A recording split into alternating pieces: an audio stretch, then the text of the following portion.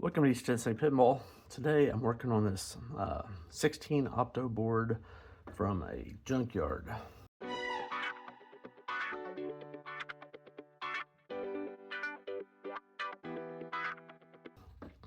So it's got a Opto for one of the ball lock number 1. It's not working on the game. So I've been working on this for a little bit.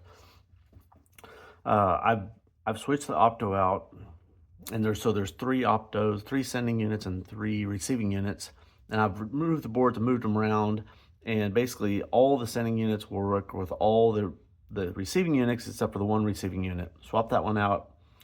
Still not working. I even basically on the terminal of the receiving unit, I shorted 2 of those together, and I can use this bad one. If this is the bad receiving unit, my thumb here that I'm wiggling, if I short the 2 pins out for the other one, this one will actually work, and if it goes through the wires, through this board on the good unit. So I know that the 2 boards, the sending and receiving boards, are good.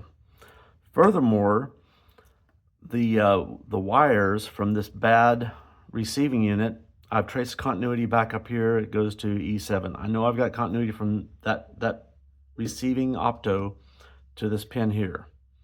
I've also got good continuity from the one that leaves this board here that goes up the MPU to the switch matrix.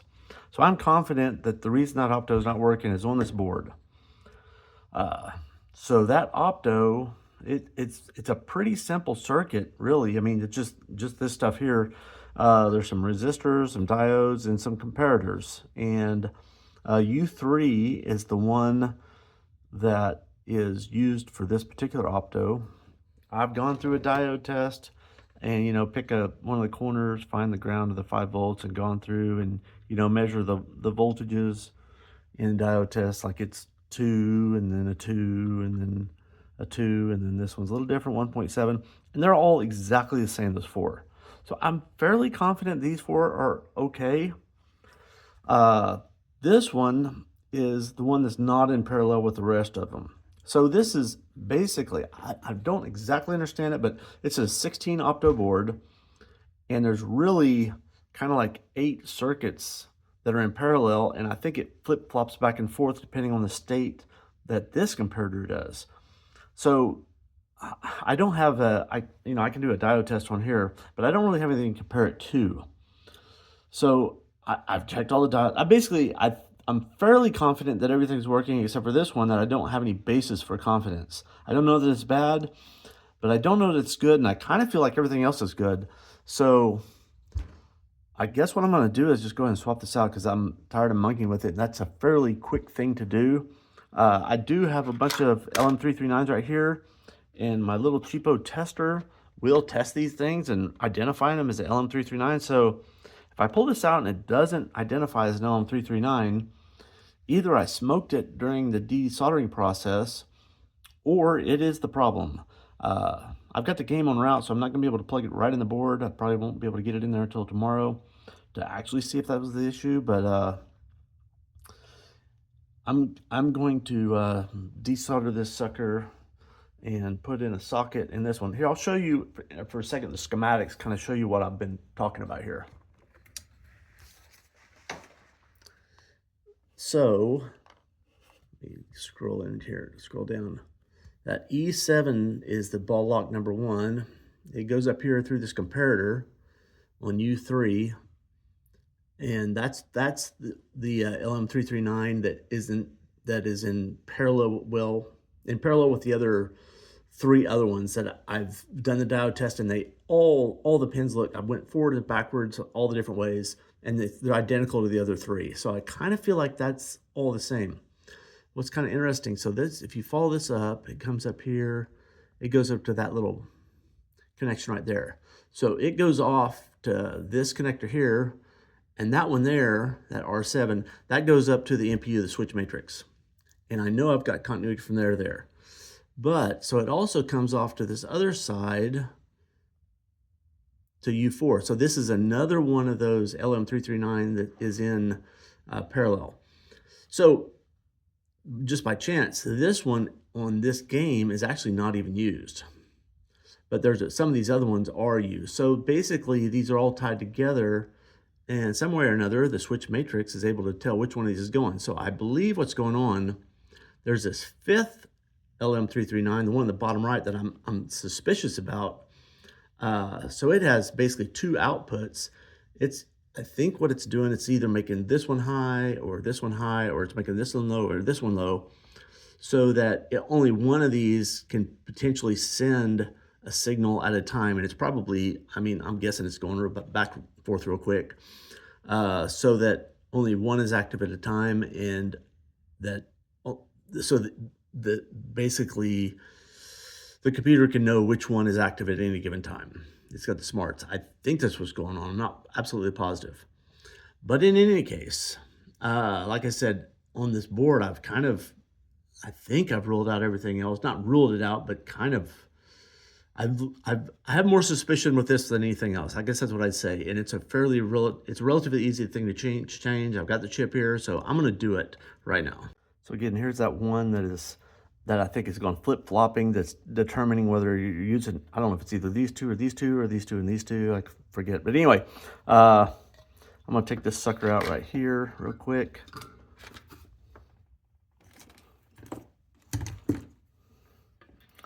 This board's fairly clean. It looks like should come out pretty easy. Just stick a little new solder on there.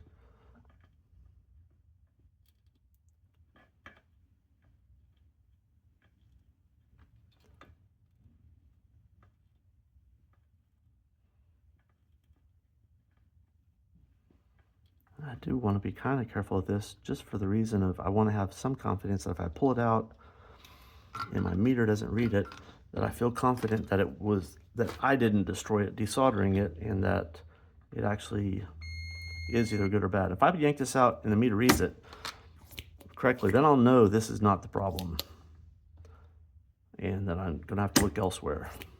Yeah, these are coming out very easily.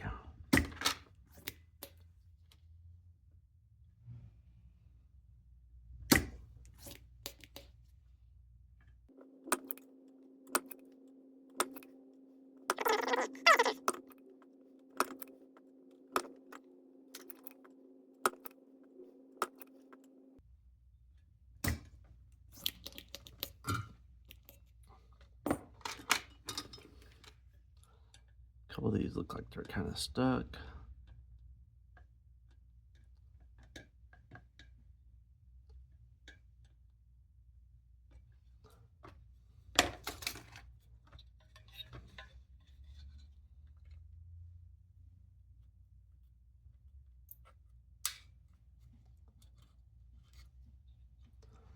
All right, now the moment of truth.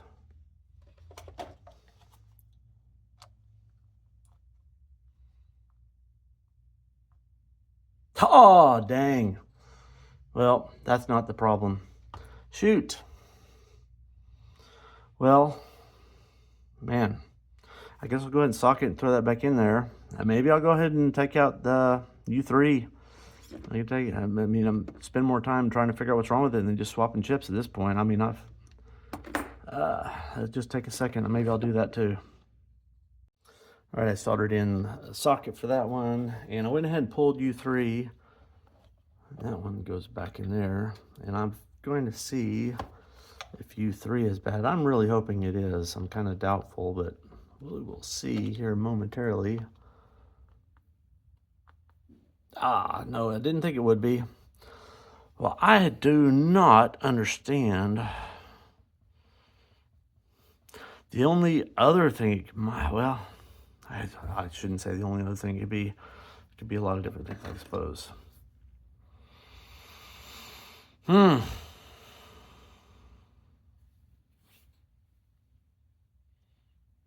U4 does the other branch, you know, the two that are like go back and forth. The one that, but it's not even connected up, is I believe that's U4. But I just really don't think that's it. Maybe I'll just measure the continuity through this board. I haven't done that yet, so I think I'll try that. Well, I'll put those chips back in. I don't see any reason why this board's not working. So I'm gonna take it back to the game, and I'm gonna bring a I had my logic probe there last time, but I didn't have a easily accessible 5-volt signal, so I'm gonna bring some jumper cables so I can hook my 5 volts up to the driver board and start probing these outputs. It's possible that maybe the pin was bent over on the output of this, because the other one, like I said, only one side of it is used for the ball 1 lock. The other side that this chip here controls is not connected, so it could be neither one of them that it comes out that J4, or yeah, I think it was J4. Neither one of those is, maybe it's just a bad connection right here. It's something really simple. That'd be funny. Anyway, I'm gonna take this back to the game. Fortunately, I don't have it here, so it's gonna have to wait till another day. One more thing I should show you. I got the switch matrix up here. So there's that lock 1 that's not working. So all these other switches on the row and on the column are working. So it's not a switch matrix issue problem. So it's not on the MPU board, because the rows and columns are working. It's just that one switch. So I don't know. They make a replacement Opto board. Weebly sells one. It's like $100, but I you know, if it's I wouldn't mind spending $100 to fix it, but I'm not really convinced that's going to do it. So I'm going to go back to the game, like I said, and dink around a little bit more and try to really. I was pretty convinced that the board was the problem, but I am not anymore. So I'm going to go back and dig around a little bit more. So I'm up at Pins and Pints. I've got my Opto board plugged in the game. I've got my logic probe attached to one side of the receiver here. That little black LED looking thing, that's the receiver. So if I put my screwdriver on top of it, just to occlude it, you can see it's changing state. And that's just the way the other 3 are behaving that are working. That's my ball lock number 1. So and this one, it won't work on any of the upper 3 transmitters, and the upper 3 transmitters will work on all of them at this one. And like I said before, if I can't film the other one very easily, but the other board looks just like this. It's got the all the receiver lines, and if I short 2 of the receiver LEDs down there and then touch that one, it will, or occlude that one on the receiving side, it will actually signal through the parallel shorted path. So if if I'm shorted between these 2, let's say there's ball 1 lock and there's ball 2 lock. If I've got those 2 shorted on the receiving side, which is the underside there, it's hard to film, and I occlude this one, it will actually show that this one is closed. So I know that that's working. So it's good to there. So I'm just going to work upstream, find that same wire. I think it's orange and purple. Light it up here.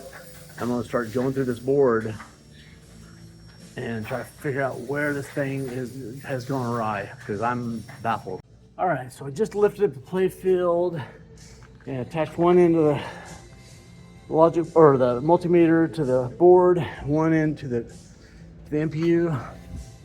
Basically measured continuity between these Opto boards and the CPU for row 7 and column 3, which is my lockup number 1.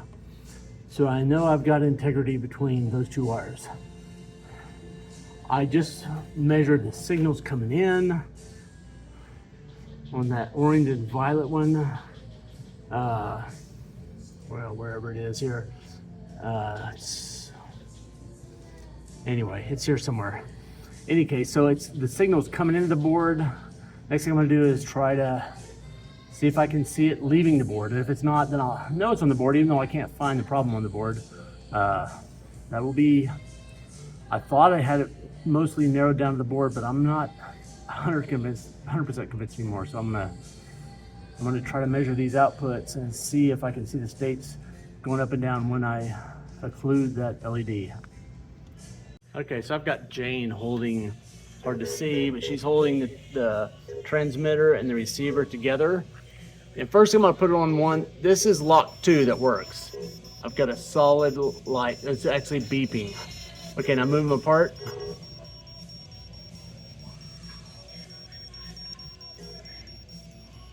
Okay, now put them back together. You actually got to move them apart so they're not don't shine them at each other. Move them completely apart. Move them, yeah, there you go. It's a solid high. Now put them back together, and now it's still high, but there's a beeping to it. That's the one that's working. Now let me put it on the one that's not working. Okay, it's beeping, now move it apart. It's still got a signal, it's still beeping. So, and you can tell the difference. Put it back again. I don't know if you hear it, there's a lot of background noise. I'm in a bar, so it's kind of noisy, but it's kind of sensing it, but not sensing it enough for the MPU to pick it up. So this board is kind of working, but not well enough. So one of the chips or diodes or resistors is slightly out of spec, I would say. So I'm just gonna go ahead and swap everything in the path of that lock number 1 and try that. I mean, it might be as simple as a little 1404 diode, one of these. It's testing good in circuit, but it's just slightly out. I've had that happen before and stuff. So I already got these other 2 socketed. I can swap those out, but I don't have this stuff with me, so I'll have to wait for another day. But anyway, the socket continues. I'm almost absolutely positive it's on this board now. So, and I think it's kind of a marginal issue where one of those chips or one of those diodes is not. I measured all the resistors in the circuit, and I think those are actually good. So, probably a diode. Well, I finally got it fixed. It ended up being that U3 chip, the one that tested good in the meter. It was working well enough to be identified as an LM338 or 339, whatever it was, but it wasn't working well enough to actually measure that occlusion. Not fully. You could hear it with the test meter, but it wasn't good enough for the MPU to recognize it. So swapped out the U3, and it's all good. I should have just swapped it out in the beginning, I guess, instead of use the meter. But I wanted to know if that was it, because I wasn't at the game at the time. So, anyway. What do you think, Django? He didn't really give a damn. Anyway, I'll see you on the next one.